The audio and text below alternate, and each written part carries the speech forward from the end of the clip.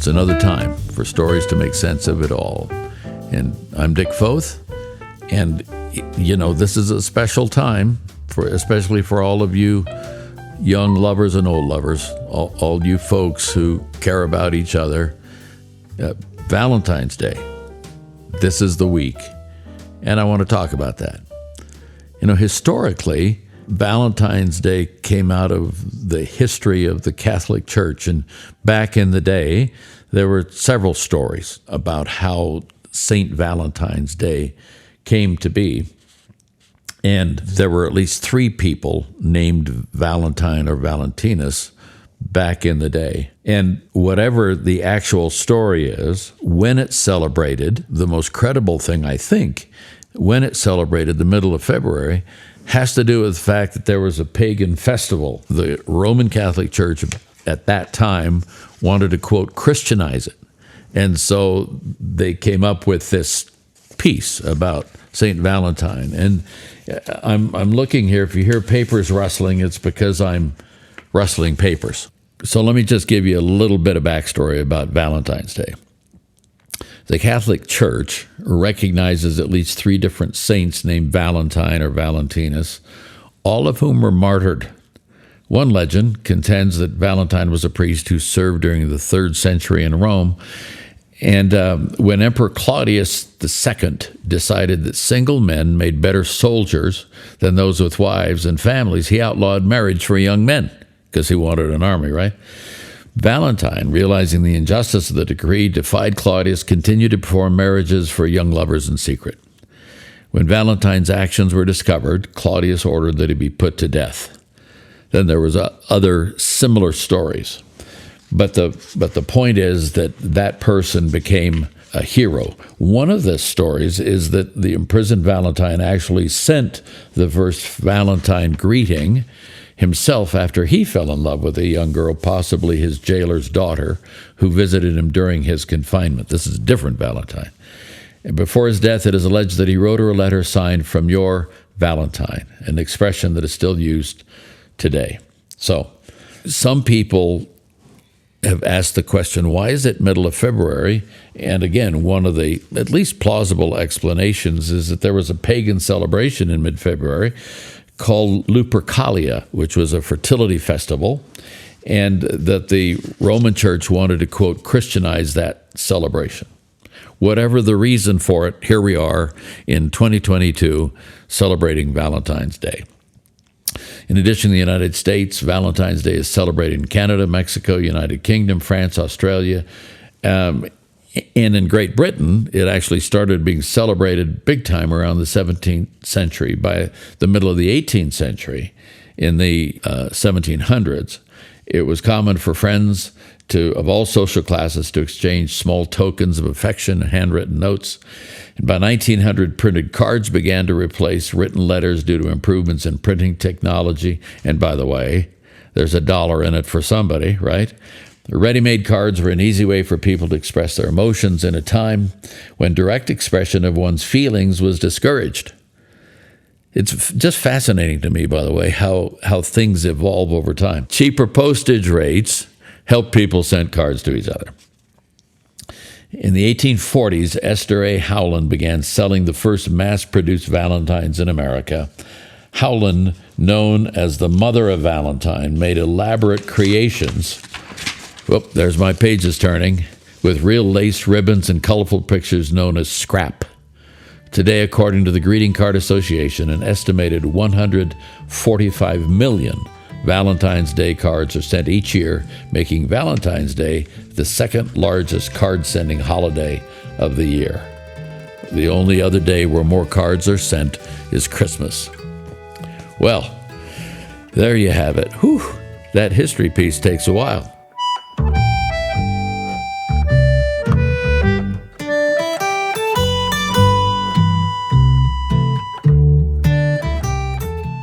Valentine's Day so becomes this moment in time where it's legit, even expected, for you to communicate feelings of care and love and compassion and so forth to those people that you do care about. Well, the person on this planet that I care about the most, besides me, that's always a battle. But the person on this planet that I care about the most is this girl that I met years ago named Ruth Jean Blakely. And I have talked Ruth Jean Blakely, now Foth, into sitting with me. Hi, Ruth. Hi. I don't know how he talked me into this. This is just my mesmerizing personality. Hey, this is way out of your comfort zone to sit and do this, right? Right. But I just have 2 or 3 questions that I want to toss out, and let's just chat about it. We aren't scripted here, so just whatever you say. As I mentioned earlier, we can always edit. So okay. So if it scares me too much, it's out. I'm just saying that to you. So when you think of Valentine's Day, what do you think of? That takes me back to probably the 3rd grade when, before Valentine's Day, we would work in class on a project of making a box that would hold Valentine cards. And we tried to make them as beautiful as we could.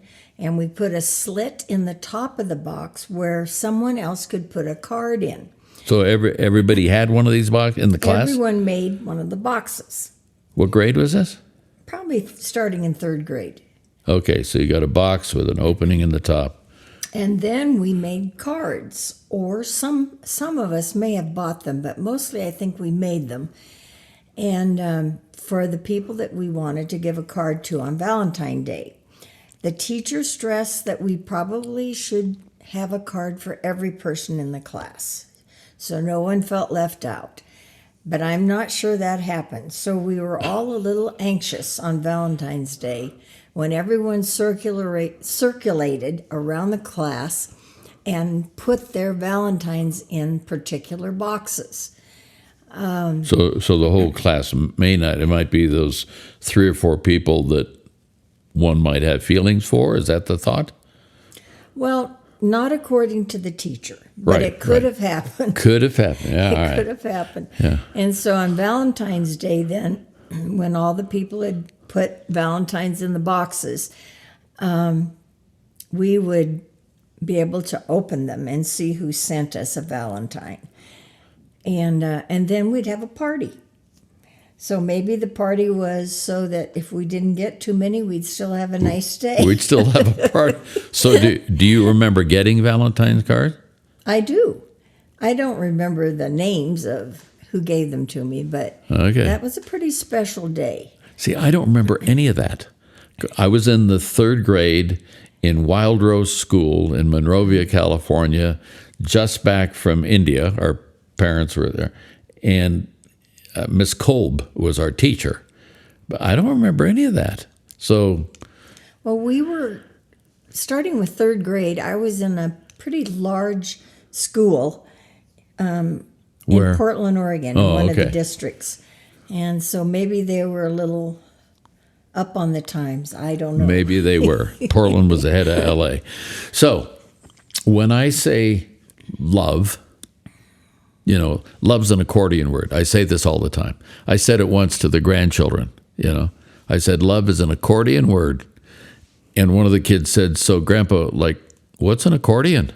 I said, well, it's sort of, I don't know how I explained it. It's sort of like it's a small piano that you strap to your chest, and it has bellows like a bagpipe, and you make, I don't know what I said. But by an accordion word, I mean, I love pizza, the quality pizza. I love the Rocky Mountains, the Pacific Ocean. I love to be out in the countryside. I love to be in the city. So I can make it mean a lot of things. When I say love to you, what comes to mind? I think family first comes to mind, and I was so fortunate to have parents that showed me in so many different ways that they loved me, and they were there for me. And though they could be strict at times, they always wanted to do what was best for me. And not only my immediate family, but until 3rd grade, I lived on my grandparents' ranch, my maternal grandparents, and my grandfather had bought enough property for all of his 8 children to have a piece if they wanted and live nearby. So this is in the early part of the 1900s that he did this. Right. He came down from homesteading in Canada. Saskatchewan, Canada, Right. but and he landed just outside Modesto, California, in what that TV program of 100 years ago called the Big Valley. That's the San Joaquin Right. Valley. And Okay. he actually had a peach ranch, and I can remember walking through peach trees, and I could walk right to the back door that was always open of their house and walk in. And not only that, I had at one side of my grandparents' house 3 homes of aunts and uncles, and on the other side of the house, another 3 homes. So I had an extended family that I just felt comfortable with. They accepted me. They showed their love to me. I had an uncle that always wanted me to kiss him, and all of the cousins. I don't know if we want to go here, All Ruth. the cousins.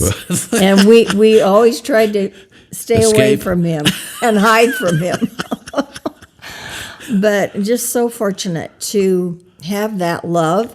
And then when I met you, which I hadn't dated really, I'm an introvert. I don't talk very much, but we were class officers together at a little Bible college.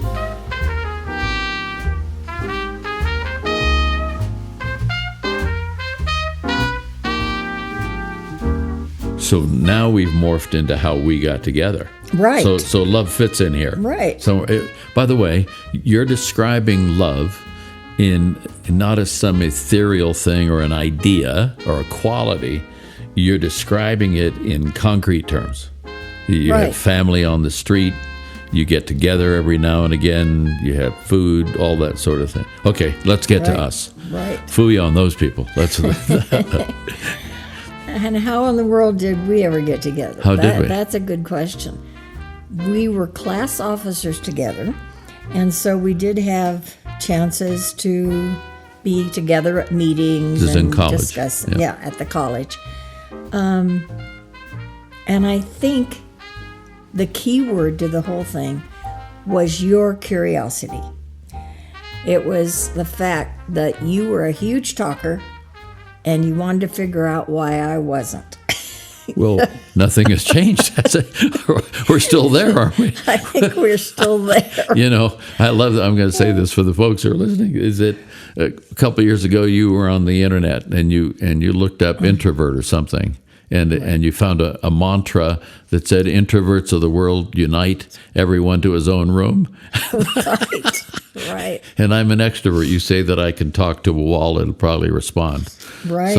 So how did we get my curiosity about the cute girl from the Big Valley?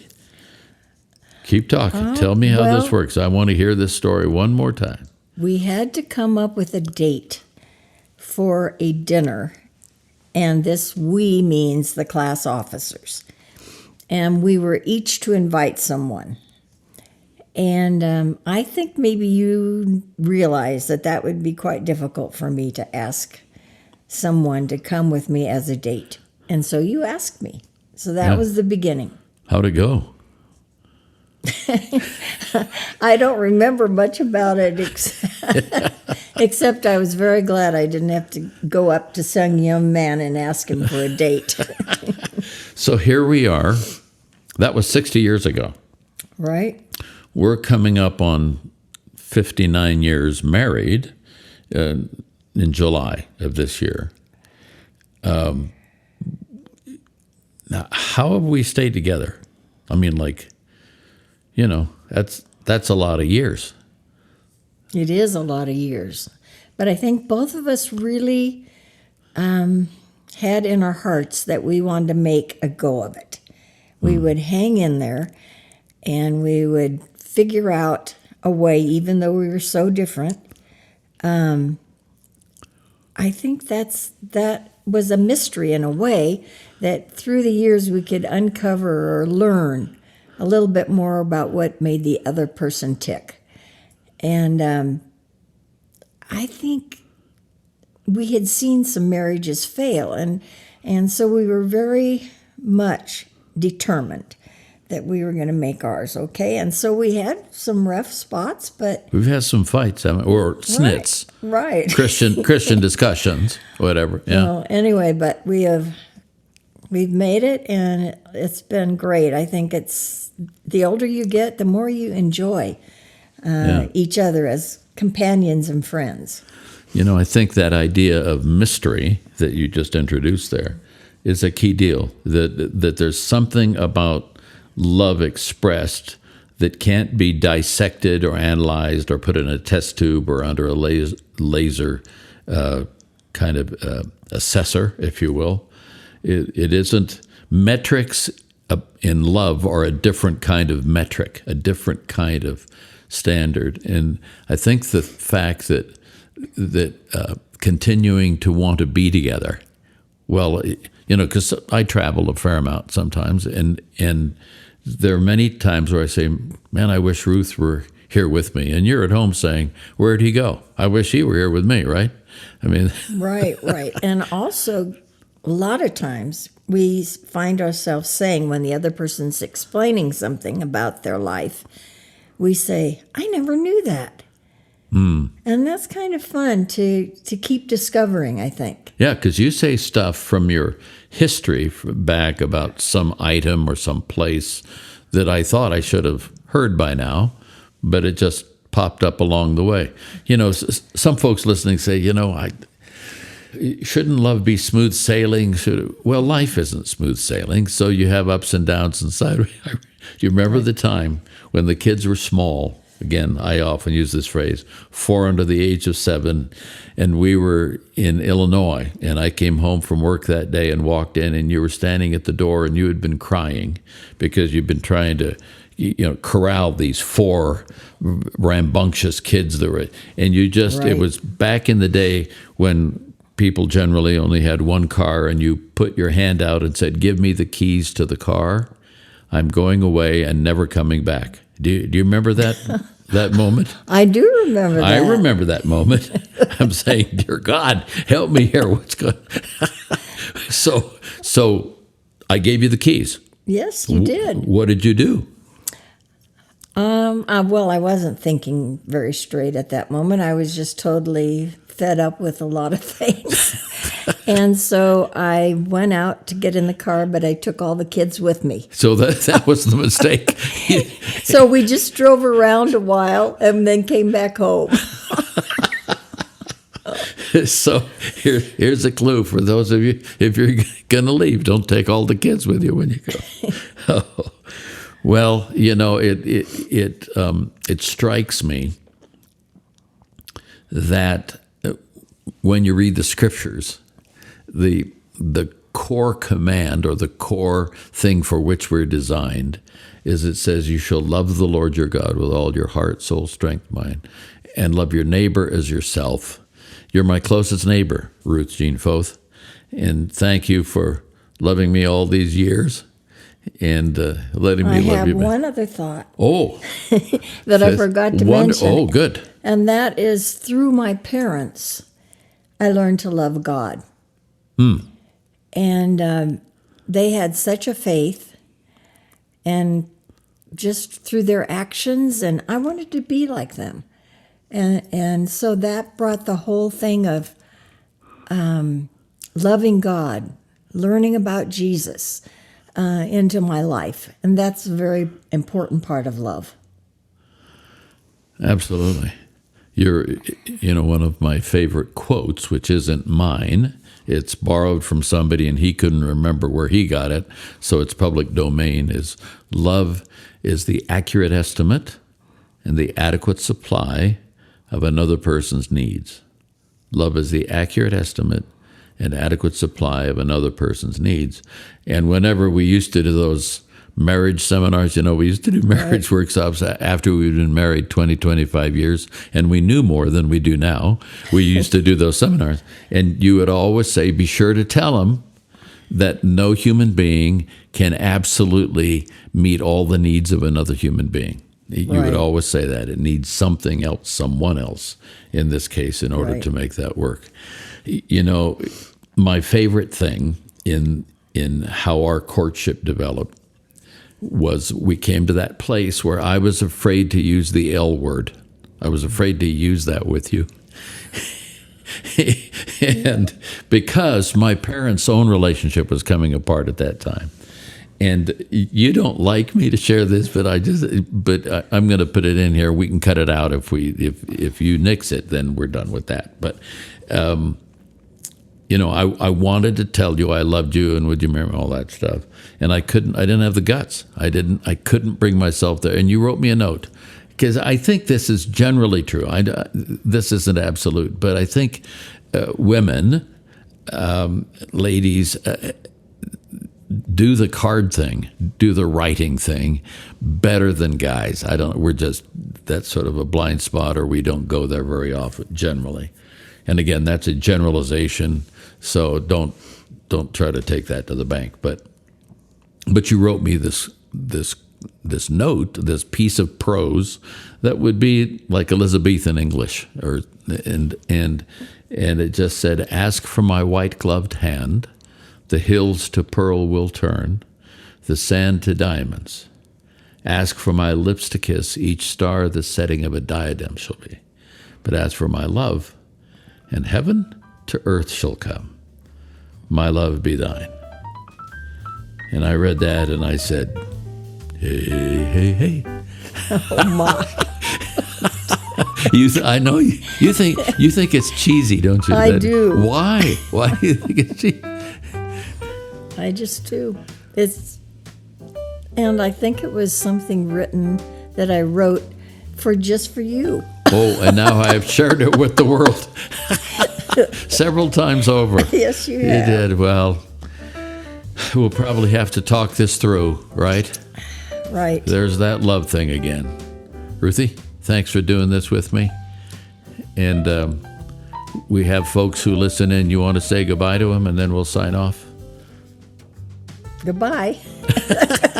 Goodbye, folks. This is Dick and Ruth Foth on Valentine's week, signing off, saying we'll catch you later. And thank you for those of you who do subscribe and those who have thought about it. And just have that thought. Think about what does love look like in a concrete way, not some just idea way, but as a concrete expression of caring. Well, that's it for today, and I really like music that expresses love. That's one of the largest, maybe the largest genre in the world. There are millions of love songs that have been written and recorded. But a few years ago, our son-in-law Van wrote a song called "Changing Me." Your love is changing my heart, Lord. And we have that as a sign-off today. So listen up, enjoy. God bless. Bye-bye.